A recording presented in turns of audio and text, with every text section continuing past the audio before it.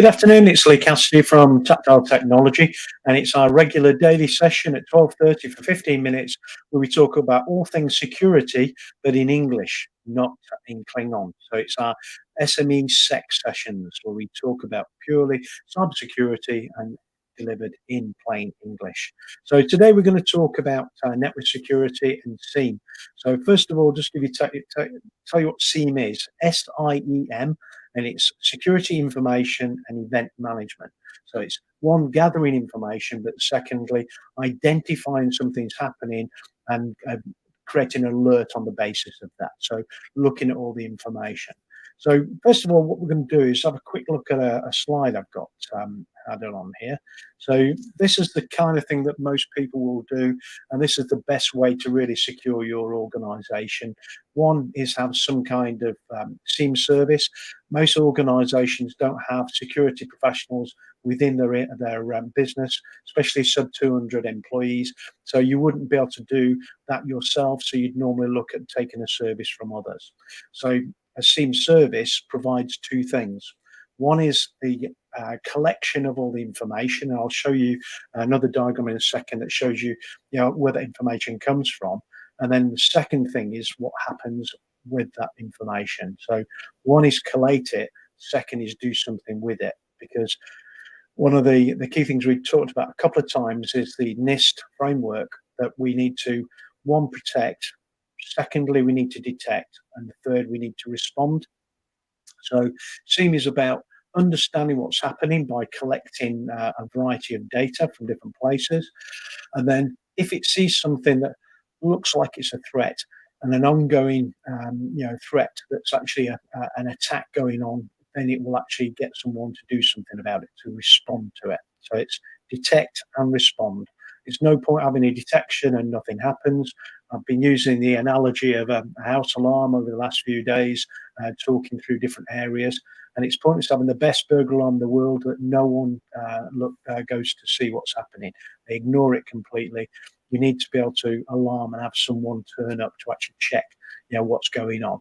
Go and check the house, look at the doors and windows, see if someone has broken in, and see what the situation is. So SIEM, without that response piece, having a SOC, a security operations center, with people who are skilled to be able to deal with it, is pointless. The next thing is having custom alerts and notifications. So you need to know what's going on. One of the things we talked about was incident management, part of the National Cybersecurity Centre's 10-step process to be a more secure business. And one of the key things was having some kind of incident management service. So, having someone responsible to understand what's happening and clearly communicate with everybody what's going on, that we do have actually an attack ongoing at the moment. You mustn't use these systems or do this during this period of time. And then afterwards, making sure everybody's clearly communicated with to say what actually happened and what they did to deal with it and what the outcome was. So it's really important we do that. Another thing is having those network logs. So all of your items or your data switches that connect all the components together within your local area network, so the one that connects within the office and around inside the office between all the devices and PCs and Macs, printers and everything else, plus the wireless side of that, because that is part of your network, even though it's not got cables between, they are still communicating over a network. So your wireless network is also part of your network. They all generate what we call logs. So logs provide us some basic information what's happening. It could be this particular device is connected to the network. It could be this device is sending this particular type of transmission on the network. So we get lots of log information that we can actually interpret to identify if there is a threat. A lot of it, 99.9% is going to be legitimate traffic on there, and logs talking about that legitimate traffic and things that are okay. But there will be that very small amount which will say, something looks wrong. There's something happening on the network that doesn't look normal, and we need to deal with it. One of the things that some piece of malware, if it's actually taken control of a PC on your network, will do is actually a look around to find out what other services are available on the network. So it will start doing what we call a network scan to actually look around and find out what services are available on what machines in the network. It'll do things like pings, or it'll actually ping around to find which responses it gets to then go and use that search to understand what's there. So these cyber things will actually give us a little bit of a prick of the ears and something doesn't look right. Let's have a look into that more. So we're looking for those logs to identify what's happening. But the key thing is we need to be able to monitor it 24 by 7 because we don't know when an attack's going to take place. So we need to be doing it all the time, every day, day or night. Doesn't matter if it's Easter because the hackers don't tend to have Easter off. So we need to make sure that we're watching it all the time with our SOC, our SOC, our Security Operations Center. And this is something we offer to you as a customer, a SOC service using 1,600 engineers that are all ex-military, ex-FBI, ex-CIA, or ex-British Special Branch. So they've all got good experience in not only the military and security operations, but also in cyber security, which is really important. But finalize, what we're trying to do is proactively neutralize that cyber threat, stop it happening, and make sure it doesn't impact us and our business going forward. So what I'm going to do is jump to a different picture here. So here we have really a picture of what a SIEM looks like. So what SIEM does, it collates information from a variety of different devices. Some of it's our firewalls. So we have either a software or a physical firewall that stops the bad guys getting into our networks at any point. So that could be part of your router in a home setup. It's actually a specific thing, either independent of the router or built into a router for an office operation or a data center. So we have those firewalls, that separation from the security piece will capture log information from those firewalls. Behind that, we'll also have workstation servers and other network devices such as data switches and things that we can actually pull information from. And we can also put sensors in. So we use a platform called Perch for SIEM. So we use those Perch sensors to capture information as well. So we can actually see exactly what's happening around that network on site. But also, we've got to think of two other places. Cloud is one of the big things we're doing these days. A lot of people have got infrastructure in cloud services, or they take in software service delivery of cloud services. So again, we need to integrate those cloud services into our SIEM platform so we understand if the attack is against one of our cloud services or our servers that we're actually running within a cloud platform. But even more importantly, our work from home employees, because over the last 2 years, it's become an integral part of what businesses do, having employees work from home, one through necessity because of the pandemic, we had to do it. And now it seems to be quite a common choice for a lot of employees to either do part or full-time working from home. So those people are quite important in this. And what we've seen over the last couple of years, those have become like the soft underbelly, as I've used the term a number of times. They're the ones that are actually easier to attack because they're in their home environment. They don't have that peer support around them to say, this looks a bit odd. Can you tell me what you think? We don't have that peer support when things look strange. But also, in a lot of cases, relying on some of the household infrastructure. So using the firewall and router that's been delivered by the broadband provider for your home. So it's not, specifically deployed by your IT team and designed to be secure for your IT team. It's just an off-the-shelf product that's delivered by Sky, O2, Virgin Media, one of these providers of broadband, and it's just delivered. A lot of them, we're not sure whether all the default settings have been changed. So again, it could be quite a soft target for a lot of people. And also, trying to communicate and ensure that those work from home users are actually educated around cybersecurity, again, is more of a challenge. So what we can do is actually set up sensors on those desktop machines used by the work from home users, and we can bring that same information into the SIEM platform. On top of that, we can also tie it into different web apps that can be utilized to give us an understanding of what's happening, but also see visually what's happening.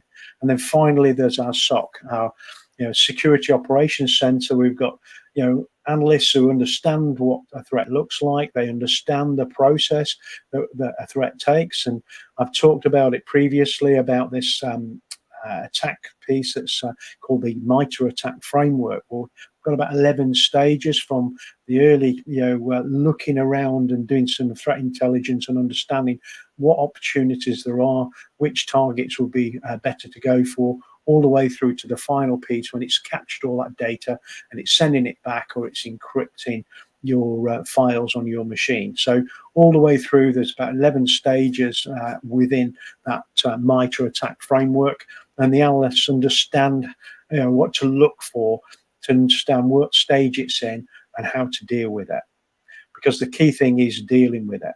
So we can automate a lot of things, and with the SIEM solution we offer, we actually can provide quite a bit of automation to ensure that if we see something, we do something about it straight away. Because one of the key things, like I was talking about endpoint protection the other day, is we need to stop it spreading. If we get a machine is vulnerable because of an OS, or someone's made their credentials too easy to guess, or some other reason that they've had a compromise on a machine, we don't want it to spread to other machines, so other desktops, other Mac machines, other servers on the infrastructure. We don't want it to spread. We want to retain it and contain it into that space. So the key thing first is detect it's happening. Then what we need to do is get that the process of killing or neutralizing that threat done. And then final thing that the SOC's going to do is analyze how it happened, so we can actually utilize that information to say, what can we do better to ensure we don't get that to happen again? Because we don't want to end up in this situation dealing with it, because we want to keep reducing the number of attacks we have and how successful those attacks are. But there's always going to be attacks. It's like anything, we can't change that because it's the landscape we've got at the moment. But what we can do is do an iterative cycle through the process of analysing, what's happened and improving things, where that's a technological improvement, so changing the way we configure things, changing the way we automate processes, or it could be an education thing where we have to educate and make end users more aware of things, because it could have been they clicked on some kind of phishing email and put some details in, and that had caused either a malware download to their machine or something else that actually made them more vulnerable at the time. So we need to always analyze how it happened, and then what we can do is roll that learning back into the process, so we can improve the process each time, making ourselves much more safer each time we do this. So really critical that we can, one, identify and detect that something's happening. We can automate the process of starting to respond to it.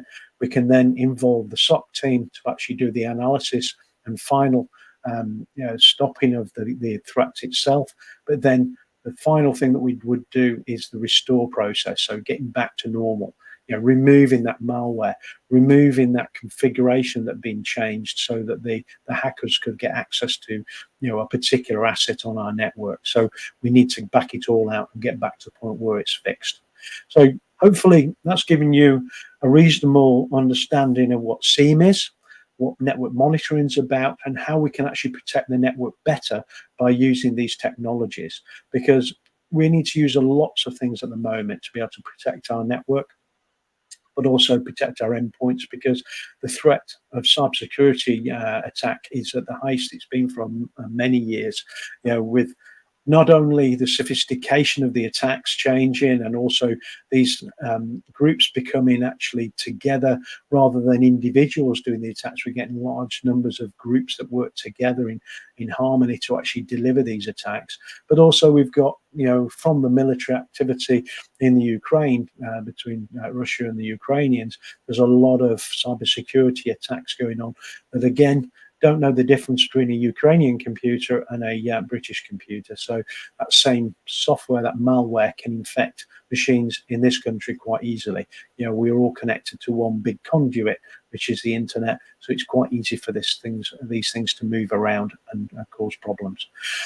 Hopefully that was interesting. Join me tomorrow. We're talking, I've can't remember what we've actually got planned for tomorrow, but I shall make sure I put out the details about what we've got planned for tomorrow. But we're taking our steps forward through all of the things that you need to be able to do to make sure your business is as secure as possible. Anyway, thank you very much. And also tomorrow afternoon, we've got our In the Hot Seat at 2 p.m. And we've got Ranjit Bath from Payment. Oh, I've forgotten the name of the business. I'm doing really well today with my memory. Let me just check our banners. So what have we got?